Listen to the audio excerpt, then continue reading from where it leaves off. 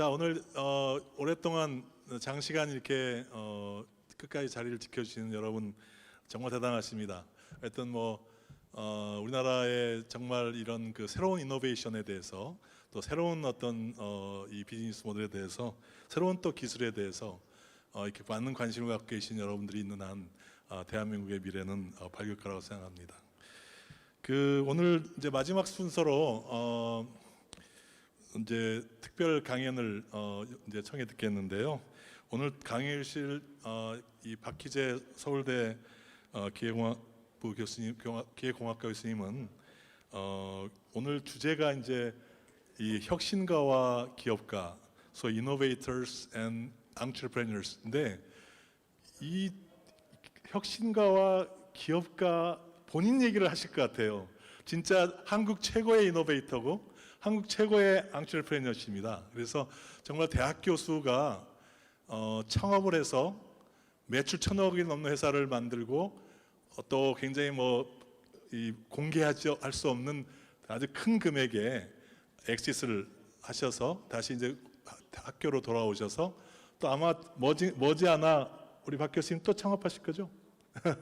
그래서 어떤 이런 시리즈 창업가라고 그러죠. 지속적으로 이 창업가 많이 나오는 게 대한민국에는 정말 중요한데요.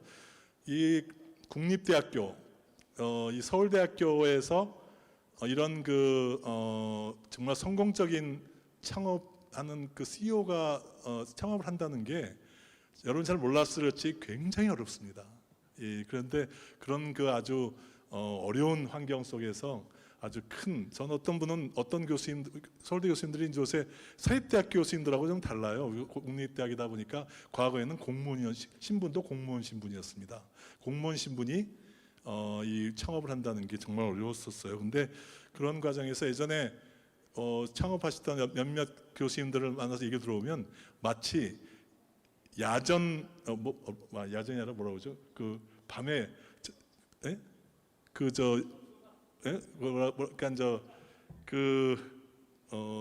전쟁터에서 있을 때 이렇게 따로 이렇게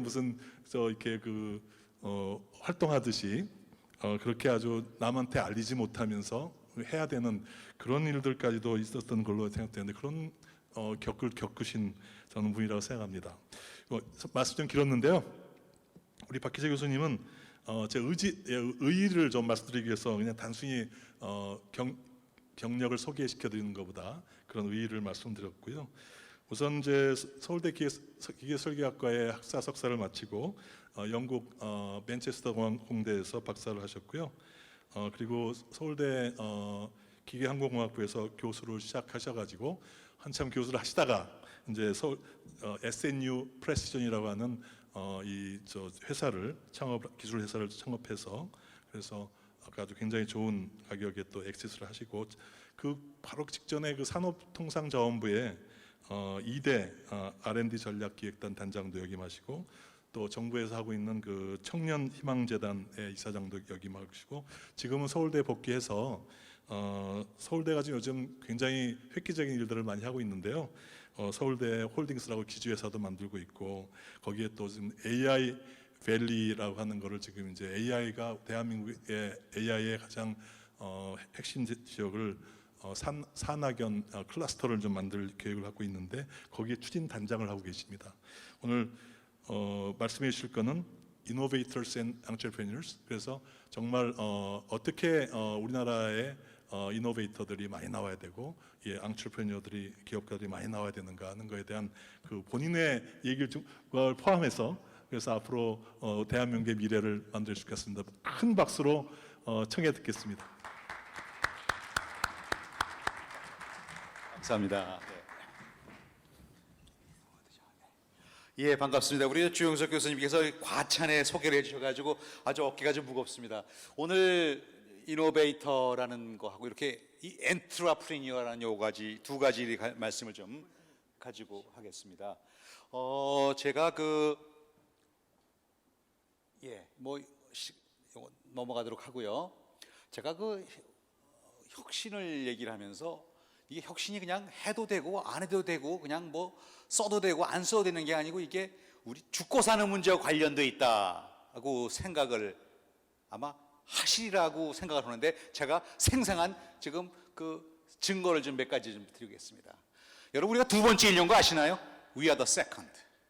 우리 두 번째 인류입니다. 여기 사진이 나와 있는 저 사람이 저게 첫 번째 인류입니다. 똑같이 생겼습니다. 제가 직접 찍은 사진인데요. 양복 입혀서 여기 저 광화문 여기나 여러분 구경을 못합니다. 똑같이 생겼습니다. 뭐 모양만 똑같이 생긴 게 아니고요. 에브리싱이 똑같아요. 뭐 언어, 지능, IQ 우리랑 똑같았고요. 도구나 불의 사용 다 똑같았습니다. 그런데 오늘날 다 돌아가셨습니다. 완전히 멸종됐습니다. 그러면 우리하고 뭐 대체 뭔 차이가 있길래? 스몰 디퍼런스, 아주 스몰 디퍼런스, 정말 작은 차이. 내성적이냐 외향적이냐의 성격 차이일 수도 있겠어요. 그게 바로 뭐냐면요, 우리는 뭘 했냐면 비즈니스 앤 트레이드를 했습니다.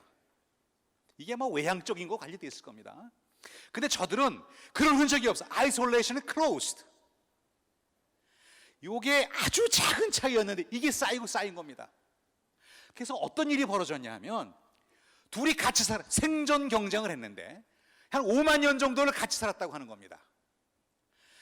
비슷하게 생겼으니 어떻게 생겼? 뭐 we are brother and sister 이렇게 살았겠습니까? Never the case. 그럴 리가 없죠. 같은 먹이사슬 놓고 생존 경쟁한 겁니다. 근데 우리는 혁신적인 무기, 즉 비즈니스 앤 트레이드를 했고 저들은 그런 적이 없습니다. 우리한테 멸종당한 겁니다. 우리한테 전부 다 멸종당한 것이죠. 약 한 2만 5천 년 전에 전부 멸종당한 것으로 되어 있는데요. 저들의 뼈라든지 유적을 통해서 우리가 이제 유출을 하는 겁니다. 새로운 생활 방식, 이제 비즈니스 앤 트레이드, 기업을 하고 뭐 이런 시대가 도래했는데 그 수용 못한 저들은 전부 다 없었다 이거예요. 대단히 중요한 사례입니다. 자, 그럼 또 가보겠습니다. 오늘 교과서에서 잘못 가르치는 내용 중 하나가 바로 이건데요. 우리가 또 한 번의 큰 혁신이 있었는데 이게 신석기 혁명인데요. 전 세계적으로 이 학교에서 어떻게 가르치냐면 타제석기를 쓰다가 이렇게 점진적으로 마제석기를 갈아쓰기 시작하고 가르칩니다. 틀렸습니다. 그렇지 않습니다. 전부 다 타제석기를 썼고요. 전부 다 사냥하고 채집을 하고 있었는데 아주 소수의 무리가 5%, 10%도 안 될 거야. 아주 소수의 무리가 뭘 발견한 거예요? 뭘 발견하지 아세요? 씨 뿌리는 기술을 발견한 겁니다. 나머지는 여전히 채집했어요. 그리고 아주 소수의 무리가 동물을 기르는 기술을 찾은 거예요. 5%, 10%. 그럼 어떻게 되겠습니까? 이 5, 10%가 야, 우리 형제자매, 자, 우리 이 기술 다 가르쳐 주겠습니다. 다 와서 같이 한번 하십시오. 이렇게 했어요. Never the case. 절대 그런 일이 없죠. 생존 경쟁이 벌어진 거죠. 씨 뿌리는 거하고 채집하는 건 이거 비교할 수가 없는 것이죠. 사냥해서 먹고 사는 거고 사육을 하고 유목을 하는 거건 비교할 수 없는 것이죠. 생존 경쟁에서 그냥 게임이 끝난 겁니다. Game is over. 이건 전부 우리 호모사피엔스 얘기입니다. 호모사피엔스. 그래가지고요. 그래서 어떻게 되냐면 그 혁신을 수용하지 못한 구속기는 어떻게 되냐? 대략 한 거의 90% 이상이라고 보는데 이들은 전부 저런 기술을 혁신을 수용한 신석기들한테 전부 땅을 뺏기고 쫓겨났습니다. 그 당시에 쫓겨났다는 것은 사망을 죽음을 의미하는 겁니다. 아주 극히 일부가 신석기 집에 찾아가서 나 밥이라도 좀 먹고 살게 해달라. 너네 좀 하인 할게. 나도 좀 배우고 싶다. 그거를 사회학자들 역사학이 뭐라고 그러냐면 신석기 시대로 편입됐다라고 아주 고상하게 말을 합니다만 사실은 멸종인 거죠. 이게 혁신이다. 이게 계속됩니다. 이 정도, 즉 이 죽는 사느냐의 문제를 결정하는 혁신이라는 얘기를 좀 하는 거고요. 그 다음에 자, 그럼 이게 그럼 계속해서 제가 그럼 이제 우리의 가까운 산업혁명 이라겠습니다. 참 이거 오늘날 산업혁명에 대해서 굉장히 잘못 알고 있는 것들이 많습니다. 산업혁명 그러면 증기관을 개발한 이 천재적인 기술자, 과학자 제임스 와트가 나타나서 세상을 바꾸는 이런 기술을 개발했다라고 그렇게 가르치고 있고 그렇게 알고 있습니다. 반은 맞고 반은 틀렸습니다. 제임스 와트가 천재적인 건 사실이었어. 그러나 증기기관 기술은 이미 그리스 시대부터 알고 있었습니다. 중요한 거는 누가 먼저 커머셜 마켓에 들어갔냐는 거야. 누가 먼저 시장 경제에 들어가서 마케팅을 시작했냐는 겁니다. 사실 제임스 와트보다 먼저 한 사람이 있었습니다. 저 뉴코맨이라는 사람이 먼저 했습니다. 제임스 와트가 아주 머리가 좋았어요. 그래서 아주 굉장히 혁신적인 걸 개발해서 특허도 내고 합니다. 그래서 내가 창업해야지 하고 창업을 나가 합니다. 보기 좋게 회사가 망합니다. 거의 제임스 와트는 죽을 뻔했어요. 죽으려고 그랬어요. 왜 그런지 아십니까? 기술자가 기술만 가지고 안 되거든요. 파이낸스, 세일즈 앤 마케팅을 할 줄 알아야 되는데 그걸 할 줄 몰랐어. 그 다음에 금융, 파이낸스를 받을 때 그걸 받을 줄 몰랐어. 파산 지경에 이르렀어. 길에 나앉을 상황에서 누굴 찾아가냐. 그때 기업가, 제가 오늘 엔트러프리니어를 얼마나 중요하다. 그 당시 산업혁명의 사실 정신적 지주가 이 볼턴이라는 사람인데 저 사람을 찾아갑니다. 저 사람이 글로벌 기업가입니다. 글로벌 트레이드 앤 비즈니스, 그 다음에 파이낸스를 할 줄 아는 사람입니다. 마케팅을 할 줄 아는 사람입니다. 저 사람한테 멘토링을 받습니다. 그리고 투자를 받습니다. 그리고 세일즈 마케팅 기술을 전수받습니다. 그리고 합작을 합니다. 이제 와트는 자기가 잘하는 혁신 기술에만 집중하면 됐습니다. 세상을 바꾸는 기술이 완성이 됐습니다. 이게 산업혁명의 시초가 됐습니다. 어느 날 갑자기 한 사람의 천재적인 과학자 나타나 세상을 바꿨다? 아닙니다. 세일즈 앤 마케팅, 파이낸스 이런 생태계가 만들어졌기 때문에 산업혁명이 만들어졌다. 그리고 산업혁명이 어땠습니까? 산업혁명을 받아들이는 나라는 전부 다 선진국에 대해서 됐고요. 못 받아들이는 나라는 전부 다 식민지가 돼버렸죠. 생존의 문제가 산업혁명에서 갈렸다 하는 얘기를 하고자 하는 겁니다. 그 다음에 또 아주 슬픈 얘기를 좀 외국 얘기, 우리나라 얘기를 좀 하도록 했습니다. 자, 이거 제가 일본 출장을 갔는데 일본에 스미 또 그 회사에 출장하는데 회사 벽면에 말이죠. 이렇게 회사 역사를 쫙 써붙였어요. 그런데 우리 회사는 400년 전에 400년 전에 외국에서 온 재련 기술 가지고 시작을 했다 이렇게 써 있는 거예요. 저를 그걸 딱 보는 순간 저기서 말하는 외국이라는 조선일 것이다 라고 생각을 했습니다. 그리고선 나는 도대체 역사적인 걸 들어본 적이 없는데 저게 뭔 얘기지? 그래서 찾아봤어요. 그랬더니 나오더군요. 연산군 때. 이게 기가 막혔습니다. 연산군 9년조 저 기가 막힌 사실입니다. 함경도 단천사는 양인 김감보라고 종 김검동 저 사람들이 사실 양인이나 천민이 돼가지고 이름이 사실 없어요. 저 사람 이름은 깜불이고 저 사람 이름은 껌둥이에요. 그 사람들 그 당시 양인 천민 이름이 어디 있었습니까? 조선이 그죠? 결국 야 깜불아, 야 껌둥아 이렇게 불렀던 사람들입니다. 아주 그런 기술자들이에요. 여기서 뭘 개발했냐면 그 당시 세계 최초로 은을 회치법이라고 하는 아주 기가 막힌 것을 개발했는데 이게 오늘 금속학회에서도 레코그나이즈하고 있습니다. 그 당시 조선에서 만들어진 저 기술이야말로 세계 최고 기술이었다. 기술적으로. 그 당시 은이 뭐냐면 달러하고 똑같은 거였어요. 금융화폐입니다. 달러를 만드는 기기, 달러를 만드는 기술 갖고 있어? 대단한 기술 아닙니까? 근데 조선의 생태계는 그걸 못 알아봤습니다. 곧이어 집권한 중종 반정으로 집권한 중종의 조정은 전조 연산군의 것을 모든 것을 적폐로 몰고 전부 은광을 닫게 하고 기술자를 내쫓는 작업을 시작합니다. 정치와 규제, 법과 제도가 혁신의 싹을 어떻게 잘라나가는지를 보시는 겁니다. 이제 일본의 작업이 시작됩니다. 일본은 저 기술을 탐을 내고 있었습니다. 소문에 들어 알고 있었습니다. 드디어 사단이 벌어집니다. 30년 후인데요. 일본의 이와미죠.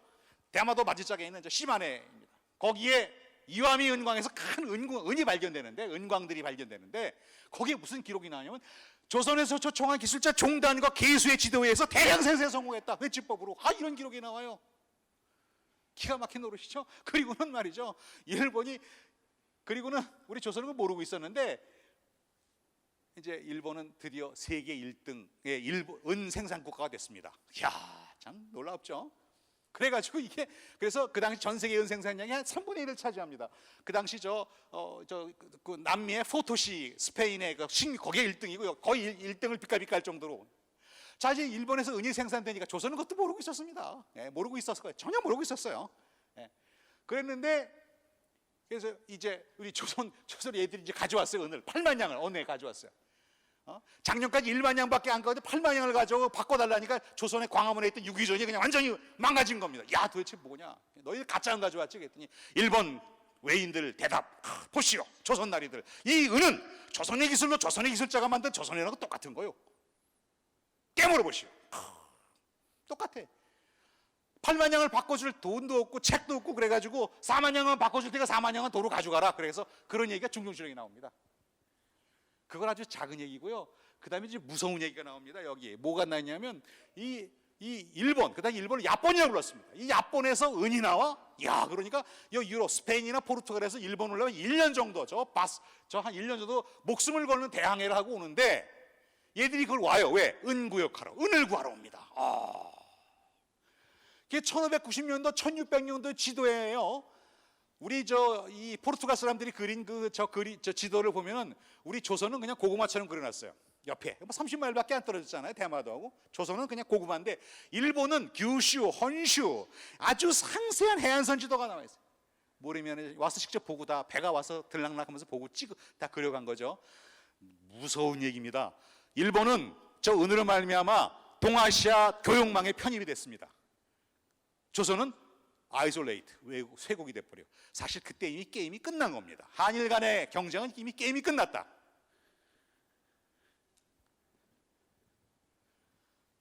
글로벌 네트워크에 편입된 일본은 이제 그때부터 이제 날개를 달기 시작합니다. 저 은이 이제 도요토미 히데요시 밑으로 들어가 가지고요. 도요토미 히데요시가 전국 전쟁을 마무리하고 그다음에 임진왜란을 일으킬 때 결정적인 파이낸스, 그 경제력이 바로 저 은재련 기술, 은의 대량생에서 나온 겁니다. 저기 제가 써서 문록 석주 정은이라고 하는 저게 도요토미 히데요시가 만든 은인데 그게 저게 시마네 이와미 은광에서 만든 우리 기술로 만든 기술 혁신 씨앗 여기서 출발했어요. 근데 상용화, 상품화, 그 다음에 마케팅, 세일즈, 매니팩처링 이게 전부 일본에서 이루어졌죠.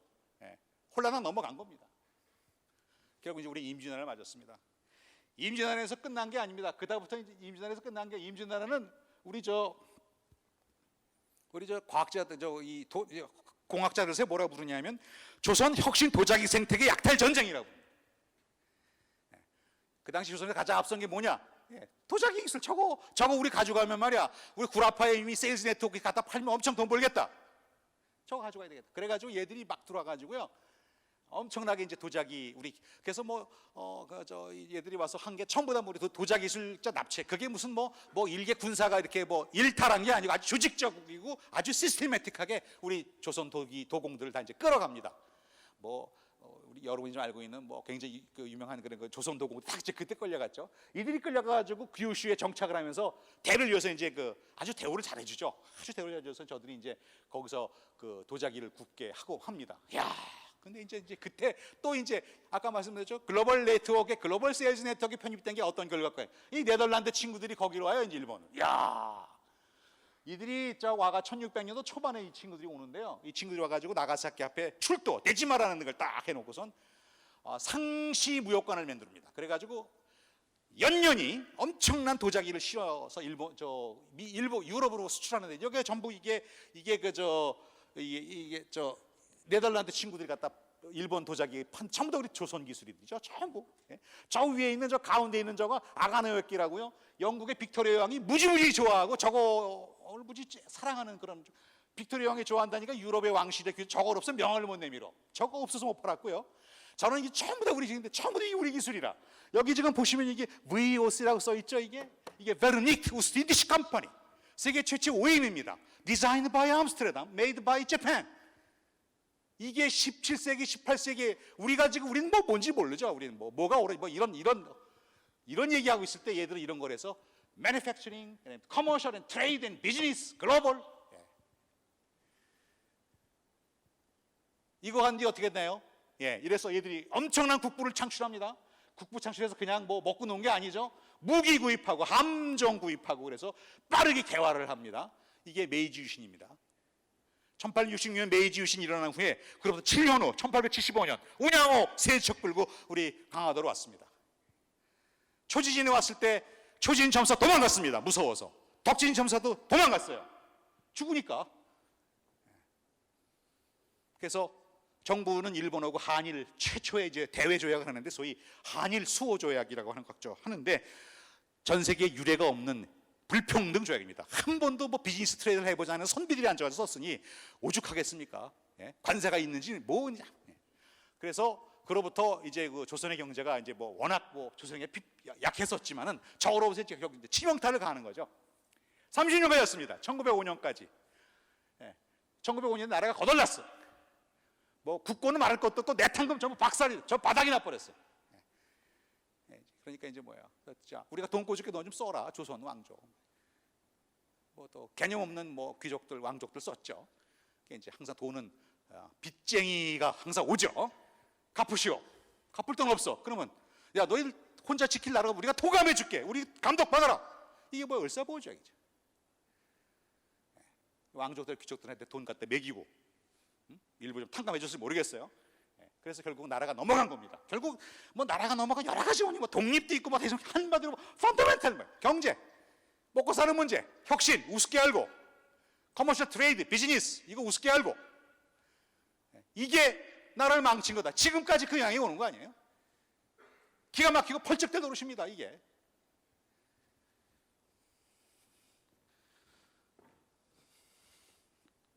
자, 그다음 제가 또 하는 제 얘기를 꼭 그러면 이 혁신목 한 이 채텀 얘기를 좀 하려고 합니다.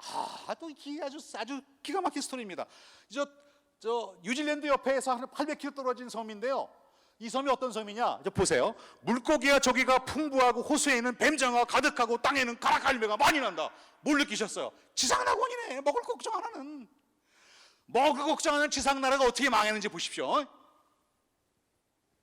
1800년대 초반 중반에 태평양에 화약무기가 쏘기 시작했어요. 총들이 쏘게 됐다 이거야.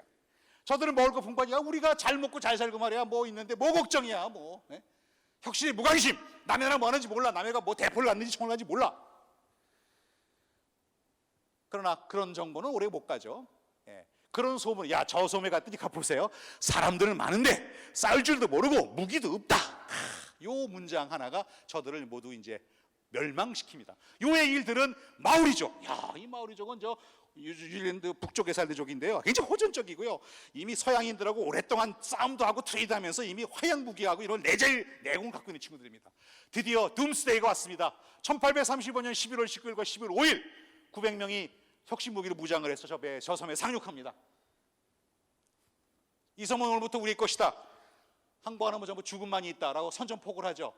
선전포고를 들은 채텀 섬에 원로들이 모였습니다. 급히 그 지도자들이 참 기가 막힙니다. 저게 청교수에 나오는 얘기입니다. 야, 우리는 대대로 평화를 사랑했다.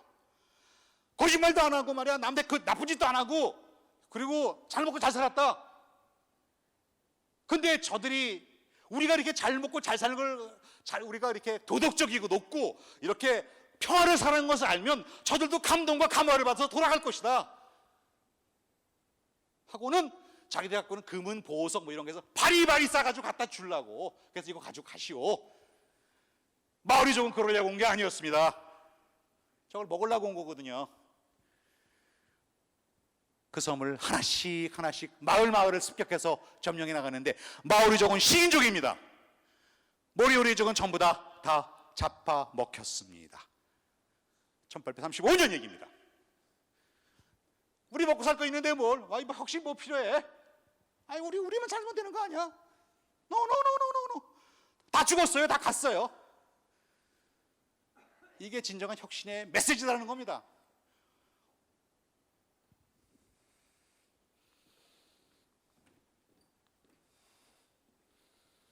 자, 이제 기업가 정신을 얘기하고 합니다. 자, 제가 이제 아까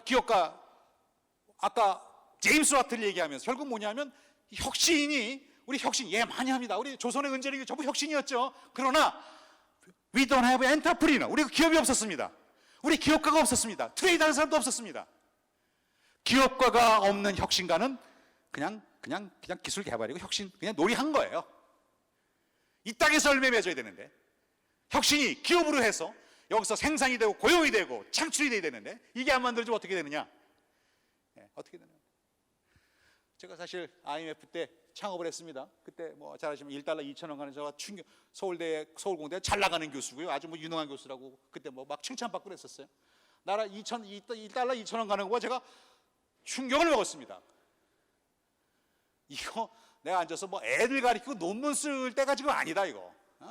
내가 좀 기술 갖고 있으면 이거 상품화해가지고 수출하고 수입 대체해서 달러를 1달러를 벌어서 국가경제기관에 이게 지금 내가 할 도리다 생각해 창업을 했습니다. 그 우리 때 학생들하고 같이 창업을 했는데 창업을 했어요. 창업을 하면 이게 사업자 등록이잖아요. 세무서에 사업자 등록으로 딱 갔더니 교수님이 창업하는 건 불법이에요. 국가공무원법에서 공무원은 창업할 수가 없는 거야. 그 다음에 제가 있는 실험실을 어떻게 공장으로 해가지고 하려고 그랬더니 관악구청을 갔어요. 그랬더니 공장 등록을 했더니 건물 등기부도 뭐 제가 301동에 서울대학교 301동에 있었는데 그걸 뛰어갔더니 건물 등기부의 목적상에 보려면 교육연구개발 그리고 소유주는 교육부 장관으로 돼 있는 거예요. 교수님 안 됩니다. 이게 근린상가로 돼 있어야 이게 사업자 등록이 나갑니다. 와, 이건 펀더멘탈이 안 되게 돼 있는 거야. 야, 이거 봐라. 저 사실 모르고 했어요, 그거를. 야, 이거 이미 창업 다 해서 교수님한테 투자도 받고, 하여간 다 해서, 하여간 다 했는데, 진짜 했는데, 야, 기가 막히더만요. 딱지가 나가지고 말이죠. 이거 그냥 내가 여기서 관두려는데 하지도 않았다. 그리고서 그날 빵에서 그 당시 김대중 대통령이 그냥 탄원서를 A4 용지에다 쫙 달아서 나라가 누란지인데 대체 외국은 나가는데 이 대학 교수 이거 창업 못합니다. 이거 법 좀 바꿔주시오. 그 다음에 공장 등록도 못합니다. 교육부 장관 이거 바꿔주지도 않고요. 이거 교육 이거 불가합니다. 그래서 이거 해주시오. 팩스 딱 하고 청와대하고 규제기원에 놓고 집에 갔더니 그 다음날 아침에 아침 8시 반에 딱 전화 오네. 총장님이 전화 오더라고요. 박 교수 어디다가 뭘 보냈어? 보냈는데요. 왜 말도 없이 보내나 본부에다가. 총장님 이거는 총장님이 하실 수 있는 일이 아닙니다. 이거 법을 바꿔야 되는데 그래서 법을 바꿔서 보냈습니다. 다음부터는 말씀드리고 하겠습니다. 총장님이 기분 나쁘게 전화를 끊으시더라고요. 뭐 저러고 저 애껴주지도 않다니 도와주고 그렇지만 이제 워낙 얼마나 많은 다른 데서 전화를 받았겠어요. 그러니까 이제 2년 걸렸습니다. 그로부터 청와대 그다음에 뭐 산업부, 과기부, 교육부, 그다음에 중기청 해서 국회까지 그래서 2년 걸려서 벤처기업 특별